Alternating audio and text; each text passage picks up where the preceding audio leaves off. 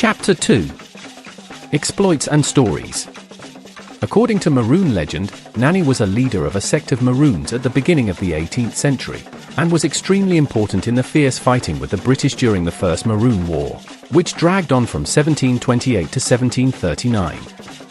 It is said that she became a Maroon leader around 1720, which, if we are to accept the most agreed upon date of her birth, 1686, then it is safe to say that she would have taken leadership at around the age of 34, and with these dates taken into consideration, it is also safe to say that she would have arrived on the island of Jamaica in her late teens or early 20s, the average age for most of those that became victims to the transatlantic slave trade. Both legends and documents refer to her as having extraordinary leadership qualities, skills most likely learnt from her assumed brothers, Cudjo, Acumpong, Johnny, Cuffy and Quayo, who from research, were not necessarily her biological relatives, but could have had a tribal relationship, related by tribe, the Ashanti tribe or Ashanti family. From all documented accounts, Nanny was described as a small, wiry woman with a penetrating look and piercing eyes. Her influence over the Maroon community and movement was so robust that many believed it was supernatural, and credited it to her knowledge and practices of Obia, an ancestrally inherited tradition of Akan witches of Ghana and the Ivory Coast region of Africa. From all accounts, English and Maroon, Nanny was particularly skilled in organizing the guerrilla warfare carried out by the Eastern Maroons to keep British troops at bay, who attempted to penetrate their mountainous terrain in an attempt to destroy both them and their strongholds. Her cleverness in planning guerrilla warfare confused the conventionally trained British troops so much that their accounts of Maroon confrontations are filled with stories of surprise and fear, caused mostly from Maroon traps and ambushes. Innovators in guerrilla warfare, Nanny's Windward Maroons used the element of surprise, the knowledge of the terrain, and cleverly chosen positions in their ongoing fight against the British. Nanny's troops were said to be masters of camouflage, so proficient at disguising their location, that it eventually became commonplace to hear British soldiers telling stories of trees in the forest coming to life and cutting off heads, and the ground opening up and swallowing men ahead of them, a hunting tactic used to catch wild boar. Besides the physical aspects of camouflage, it is said the Maroons became experts in slowing their breathing so as not to reveal their presence to anyone in their vicinity. They also developed methods of creating stealthy fires that created little smoke, in order not to reveal their location from a distance. With their settlements located in rugged territory with only one way in, a narrow path that was only wide enough for one person, and organized very much like a typical Ashanti society in Africa, with animals being raised, hunting a daily activity, crops growing, and surviving by sending traders to the nearby market towns to exchange food for weapons and cloth. Nanny and her Windward Maroons thrived, even though they were under constant attack from the British, who in most cases were ambushed as they tried to make their way up the steep ravines, arranged in a single file. These skirmishes usually ended like almost all did, with the British retreating and the Maroons in hot pursuit. To heighten the fear of the British, it is said that Nanny's forces never killed all of the attacking soldiers, but instead would always allow a few of the defeated contingent to live, in order to tell the story of the horror they had experienced. Many historians agree that the Windward Maroons' success against a much superior and better armed opponent was a testament to the great leadership skills possessed by their leader, Nanny. One of the Maroons' advantages over the British was their long-range communications capability. Quite possibly coming from African tradition, the Maroons pioneered the use of a cow horn called the abel. This horn with a hole drilled in one end was used for long-range communications. Its signals allowed Maroon lookouts to communicate over great distances, somewhat of an early version to the walkie-talkie and wireless communication, and with the signals not understood by the British, they eventually became sitting ducks for Maroon ambush. Unlike the British, who were armed with muskets, rifles, affixed with bayonets, pistols, a small sword or saber, and who were some of the best provisioned and best armed soldiers of the British Empire, the Maroons in most cases only had machetes, which had been used to cut cane, which many had fled with upon escaping the plantations. This was their most common weapon of defense, offense, and survival. They also had knives, swords, lances, scythe, and sickles, and, yes, they did have a few guns, all of which were commandeered during battles. According to oral tradition, Nanny possessed mysterious supernatural and magical powers, which were said, allowed her to even catch bullets and redirect them back at the people who shot at her. an ability that many attribute to her practices of obeah. There is even a story, probably the most sensational of all, that tells of her allegedly catching a bullet with her buttocks. Most are, however, convinced that these stories have been exaggerated over the years, because the earliest account of her being resistant to bullets seemed to have evolved from an account regarding a cowhide cloak, which is believed she oftentimes wore into battle. It is believed that this is where the story originated and grew from.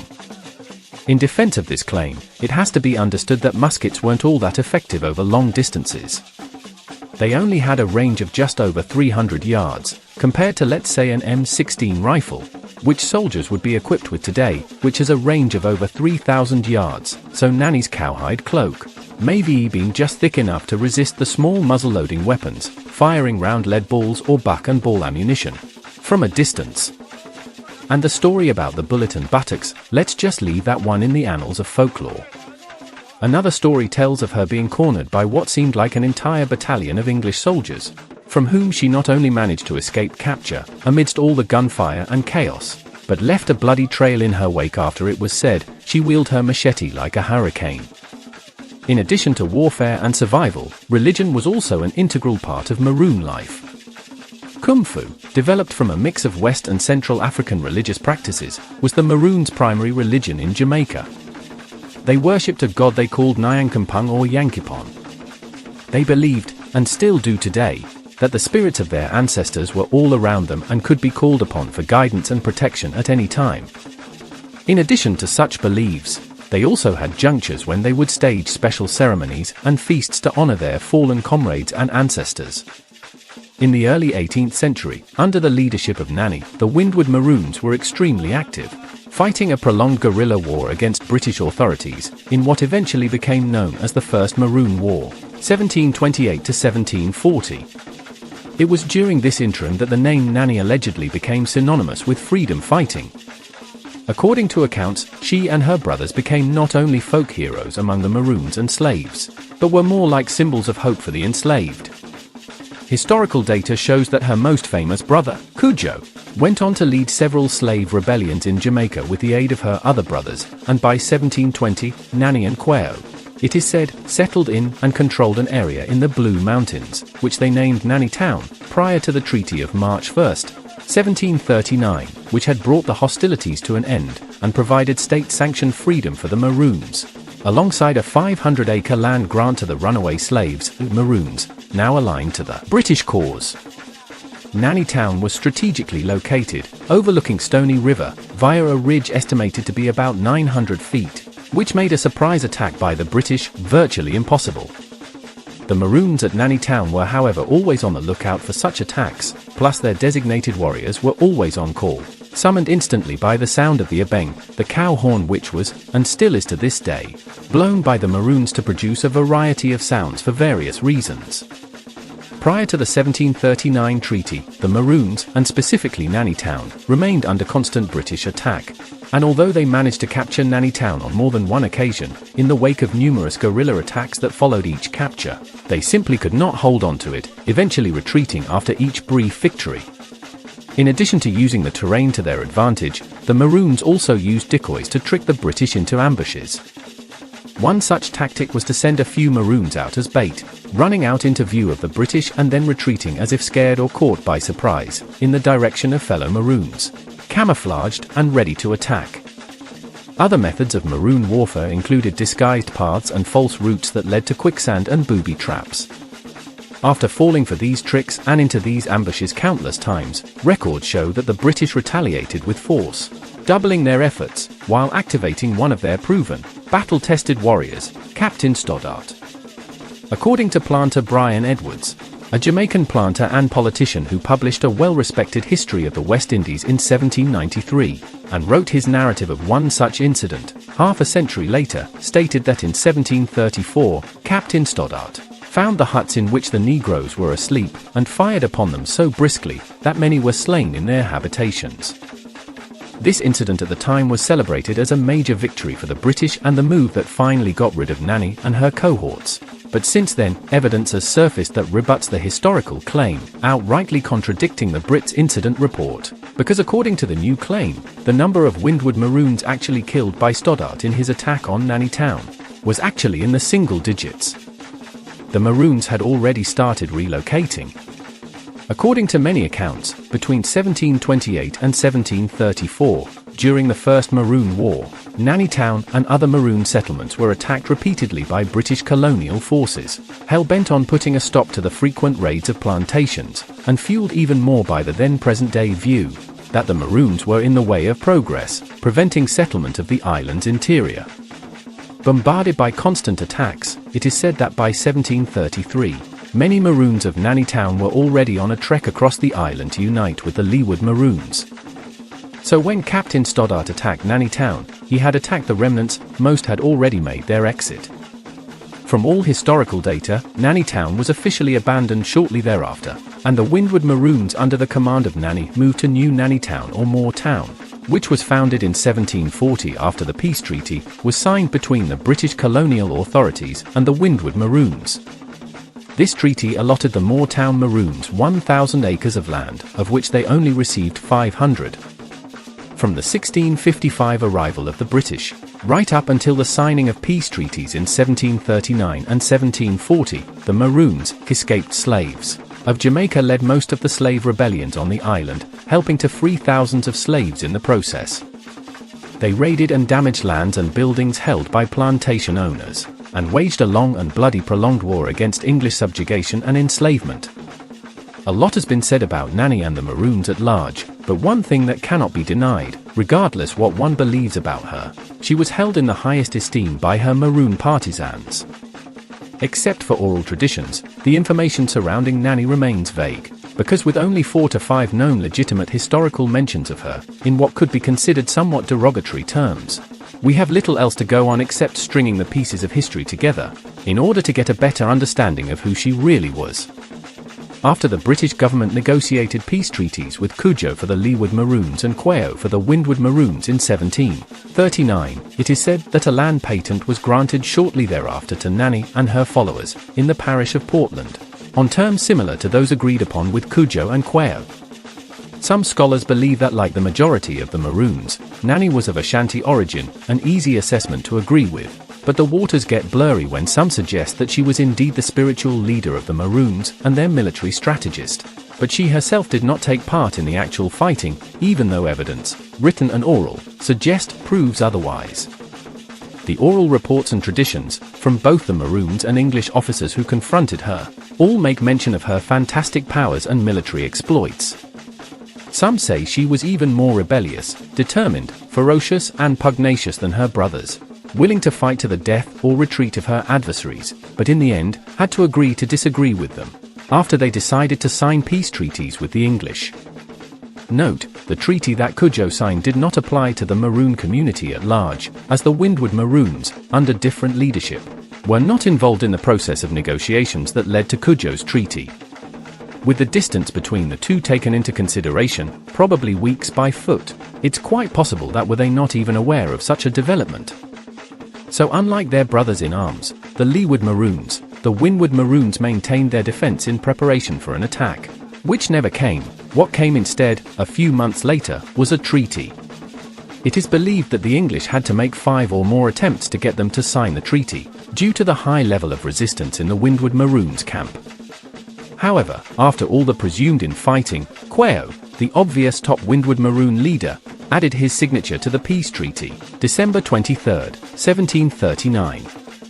Some say the main agitator in the Windward Maroon camp against the peace treaty was Nanny, which is quite possible, with oral traditions and even historical data showing that there was a separation of these two individuals around this time. It is said that Nanny wanted nothing to do with their treaty, but with pressure mounting, and the odds against her, eventually decided to go ahead and sign a treaty of her own, about a year later. Some, however, have argued that unlike her brothers, Nanny never signed a peace treaty with the British, but instead signed a land agreement, which allotted her land and some level of autonomy. According to some oral history, Quayo's treaty should have also included Nanny and the Western Maroons at large, but Nanny would have none of that. She wasn't a Quayo follower, he wasn't her leader, he was her equal. He was who he was, but she was also who she was, Nanny, a Maroon leader, in every sense of its meaning. Stories tell of her being adamant in her stance, and livid at the Brits for even making such a proposal. She was who she was, a warrior and leader like her brothers. She was her own threat, a seasoned warrior who had led her own community and raids to provide for them.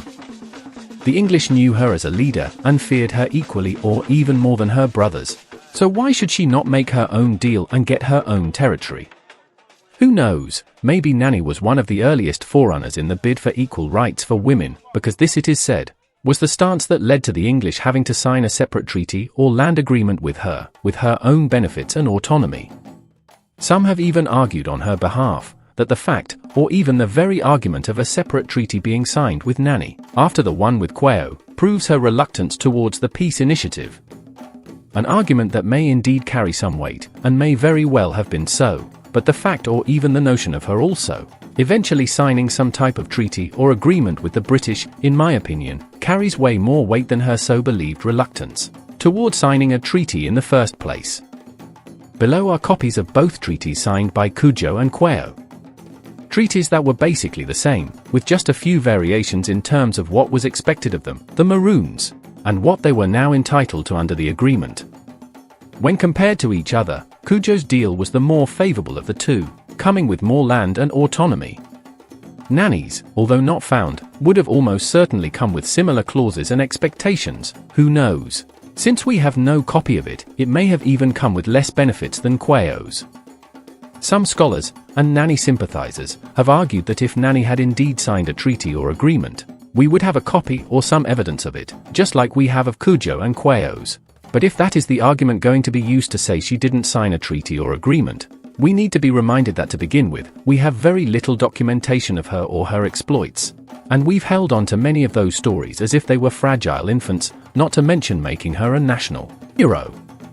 Facts that leave me with two questions. 1. Does the lack of documentation mean that something didn't happen?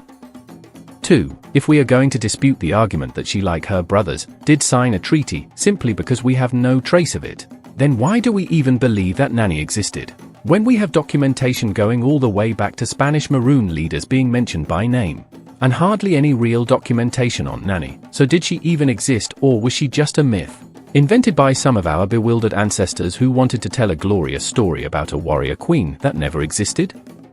Some say she did, and offer the reality of the times in her defense, stating that the masculinity of the times dared not credit her and belittle themselves in the process, which may very well be true. But if that is true, the reality of the times dictating certain aspects of life, didn't the reality of the times also dictate other factors? And with that said, let's ask the realistic questions pertaining to this particular situation. If Nanny didn't sign a peace treaty, why would the British grant her land and autonomy? Some say it wasn't a peace treaty like the ones Cudjoe and Queo had signed, but even so, why then, if she had not signed the peace treaty, why would the British be compelled to go ahead and sign a land agreement with autonomy with her? Why not just activate what seemed like a script from their playbook, the unleashing of their commissioned Maroons to hunt her down and destroy her? Since both treaties were already signed, which would mean that both Cudjoe and Queo were by law now expected to act on behalf of the crown, not on behalf of some outnumbered renegade Maroon warrior who refused to come to terms like her contemporaries. It sounds good, almost noble to say and believe that Nanny didn't sign a peace treaty with the British, and I guess it's okay to even say it was a land agreement, with no reason why that was so or would have even been so. But folklore and the desire to sanctify her aside, under the circumstances and reality of the times being discussed in this volume, do you really think or believe that Nanny did not also sign a peace treaty with the British, and just somehow managed to convince them to grant her land and autonomy, for not only herself, but also for her followers and their descendants?